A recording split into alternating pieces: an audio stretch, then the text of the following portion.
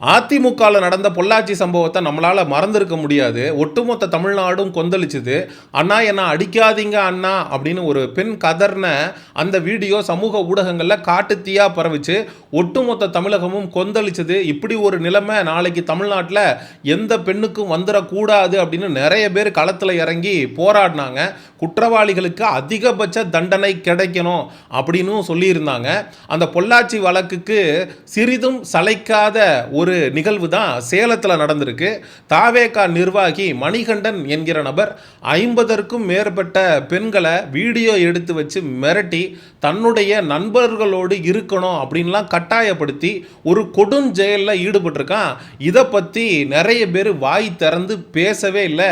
ஏன் இது தாவேகா ஆட்சியில் நடைபெற்றிருக்கு அப்படிங்கிற ஒரே காரணத்தினால வாயை மூடி மௌனம் காக்குறாங்களா அப்படிங்கிற கேள்வியை நம்மளால் எழுப்பாமல் இருக்க முடியல.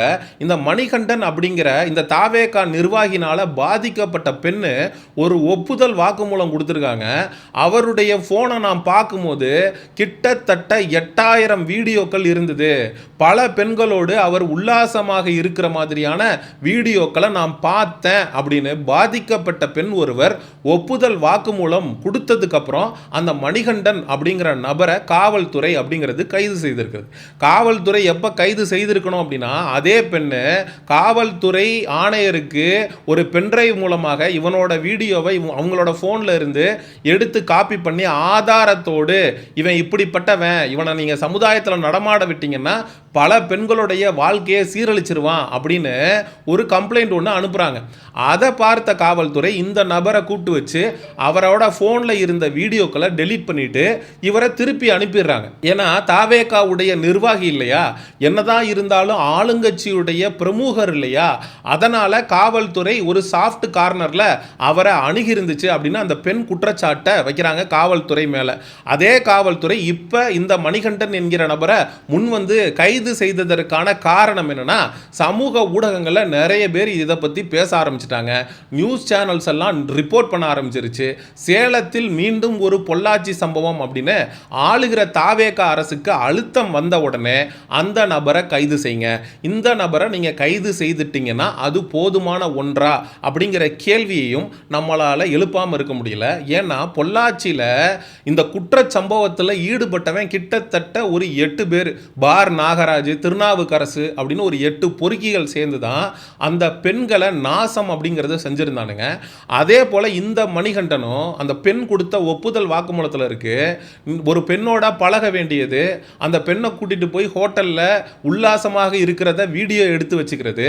அதுக்கப்புறம் அந்த பொண்ணுக்கு இவனை பத்தி தெரிஞ்சிருச்சு, இவனை விட்டு விலகி போகணும் அப்படின்னு அந்த பெண் யோசிக்க ஆரம்பிக்கும் போது, உன் வீடியோ என்கிட்ட இருக்கு, நீ என் நண்பர்களோட பழகு, எப்படி நீ என் கூட உல்லாசமா இருந்து கோஆபரேட் பண்ணியோ அதே போல என் நண்பர்களோடையும் இருக்கணும் அப்படின்னு மிரட்டி இவன் கூட பழகின பெண்களை எத்தனை பேரை அவனுடைய நண்பர்களுக்கு இவன் விருந்தாக்கி இருக்கான், எத்தனை பெண்களுடைய வாழ்க்கையை இவங்க எத்தனை பேர் சேர்ந்து சீரழிச்சாங்க அப்படிங்கிறத காவல்துறை விசாரிக்கணும். இவனுடைய போனை முழுவதுமாக ஆய்வு பண்ணணும். எத்தனை பெண்கள் பாதிக்கப்பட்டிருக்காங்கன்னு பார்க்கணும். அதுல கல்யாணமான பெண்கள் எத்தனை, கல்யாணம் ஆகாத பெண்கள் எத்தனை, 18 வயசுக்கு கீழே யாராவது பெண்கள் இவனால பாதிக்கப்பட்டிருக்காங்களா, ஒருவேளை 18 வயசுக்கு கீழே இவனால யாராவது பாதிக்கப்பட்டிருக்காங்கன்னா இவனை போஸ்கோ ஆக்ட்ல இவன் மேல எஃப்ஐஆர் போடணும்.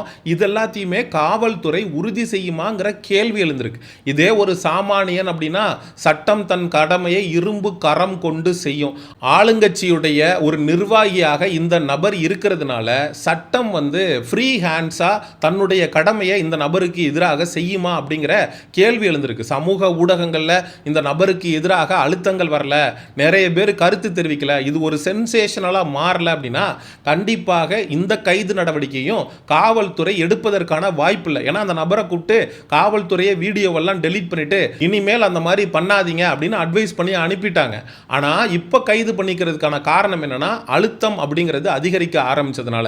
நமக்கு இருக்கக்கூடிய கேள்வி என்னன்னா, இவனால 50க்கும் மேற்பட்ட பெண்கள் பாதிக்கப்பட்டிருக்காங்க, இவன் வீடியோ எடுத்து மிரட்டி இருக்கான், இவனை கைது செய்திருக்கீங்க. இவன் அந்த 50 பெண்களை சீரழிச்சதோட நிறுத்தினானா, இல்ல இவனோட சர்க்கிள்ல இருக்கக்கூடிய நண்பர்களுக்கு மற்ற தாவேகாவை சார்ந்த நிர்வாகிகளுக்கு அந்த பெண்களை பலி கொடுத்திருக்கானா அப்படிங்கிற அந்த ஒரு கேள்வியை நம்மளால எழுப்பாம இருக்க முடியல. இது காவல்துறை விசாரணையில தான் தெரிய வரும். நீ மட்டும் பண்ணியா, இல்ல நீங்க பொள்ளாச்சியில நடந்த மாதிரி ஒரு கேங்கா 5 பேர் 10 பேர் சேர்ந்து பிளான் பண்ணி கஷ்டப்படக்கூடிய பெண்களை டார்கெட் பண்ணி பண்ணியிருக்காங்க. அவன் காசு யார்கிட்ட இல்லையோ, பணம் யார்கிட்ட இல்லையோ, யார் காவல் நிலையத்துக்கு போய் கம்ப்ளைண்ட் கொடுக்க மாட்டாங்களோ, அது மாதிரி ரொம்ப நலிவிற்று இருக்கக்கூடிய பெண்களை டார்கெட் பண்ணி உனக்கு நான் உறுதுணையா இருக்கேன், ஃபினான்ஷியலா ஹெல்ப் பண்றேன், உன்னோட ஃபியூச்சர் நல்லா இருக்கிறதுக்கு நான் உதவி பண்றேன் அப்படின்னு அந்த பெண்களுக்கு நம்பிக்கையை வர வச்சு இப்படி ஒரு அயோக்கியத்தனத்தில் இந்த மணிகண்டன் அப்படிங்கிற தாவேகா நிர்வாகி ஈடுபட்டிருக்கான். இந்த பொள்ளாச்சி வழக்கில் முதல் குற்றவாளியா யாரை சொன்னாங்கன்னா இந்த திருநாவுக்கரசு அப்படிங்கிறவனை தான் சொன்னாங்க.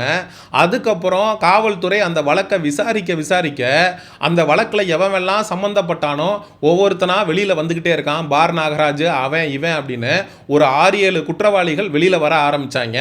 அதே போல் இந்த சேலத்தில் நடந்த இந்த கொடூரத்திற்கு பின்னாடி இந்த மணிகண்டன் ஒருத்தன் மட்டும் காரணமாக இருக்கிறதுக்கு வாய்ப்பே கிடையாது. ஏன்னா ஒரு 50க்கும் மேற்பட்ட பெண்கள் பாதிக்கப்பட்டிருக்காங்க. அப்படிங்கிறப்போ ஒரு தனிநபர் இந்த அளவுக்கு கிரிமினலா யோசிச்சு இத்தனை பெண்கள்கிட்ட பழகி ஒரு சாதாரணமாக ஒரு விஷயத்தை செய்ய முடியாது. அப்போ இவனுக்கு பின்னாடி கண்டிப்பாக ஒரு நெட்வொர்க் இருப்பதற்கு வாய்ப்பு இருக்கு. அந்த நெட்வொர்க் யாரு? இவன் அந்த பெண்கள்கிட்ட பழகினதுக்கு அப்புறம் வீடியோ எடுத்து மிரட்டி யாரு கூடலாம் அந்த பெண்களை மறுபடியும் பழக வச்சான், பாலியல் இச்சைக்கு ஆளாக்கி இருக்கான்.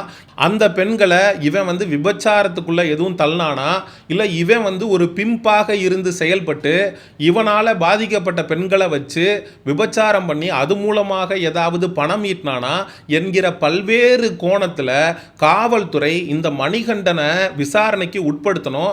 உட்படுத்தினாதான் இதில் எவெல்லாம் சம்பந்தப்பட்டானோ அவெல்லாம் வெளியில் வருவான். இதே மாதிரி தமிழக வெற்றி கழகத்தை சேர்ந்த 2 நிர்வாகிகள் ஒரு பெண்ணை காரில் அழைச்சிட்டு போய் அந்த பெண்ணுக்கு கூல்ட்ரிங்க்ஸில் மயக்க மருந்தை கலந்து கொடுத்து பாலியல் குற்றத்தில் ஈடுபட்டு அந்த பெண் புகார் அளித்து அதை பண்ண 2 பேரும் இப்போ சிறையில் இருக்காங்க. அந்த பெண் பத்திரிகையாளர்களை சந்தித்து இதற்கு முக்கிய காரணம் எம்எல்ஏ சரவணன் அவர்கள் தான், அவரை காவல்துறை கைது செய்து விசாரிக்கணும், இந்த சம்பவம் குறித்து 2 பேர் இப்படி மயக்க மருந்தை கலந்து கொடுத்து என்னுடைய வாழ்க்கையை சீரழிச்சிட்டாங்க அப்படின்னு அவர்கிட்ட சொன்னப்போ நான் தலைமையில் பேசி உனக்கு நான் ஏதாவது கவர்மெண்ட் வேலை வாங்கி தரேன் அப்படின்னு அவர் சொன்னார்.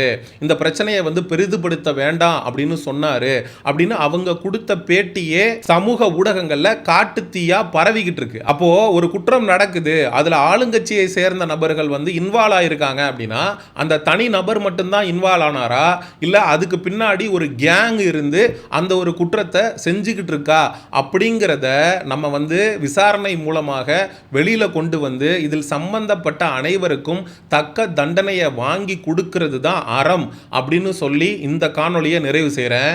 மக்களாகிய நீங்க சேலத்தில் இப்படி ஒரு சம்பவம் நடந்திருக்கிறத பற்றி என்ன நினைக்கிறீங்க?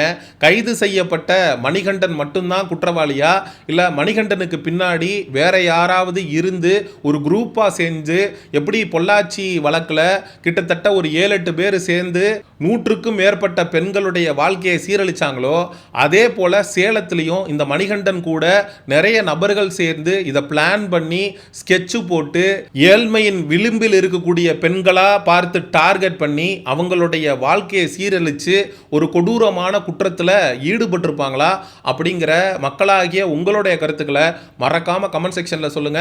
சமூக நிகழ்வு அரசியல் சார்ந்த பதிவுகளுக்கு செயோனிசம் சேனலை சப்ஸ்கிரைப் பண்ணுங்க. அடுத்த ஒரு காணொளி பதிவில் சந்திப்போம். நன்றி, வணக்கம்.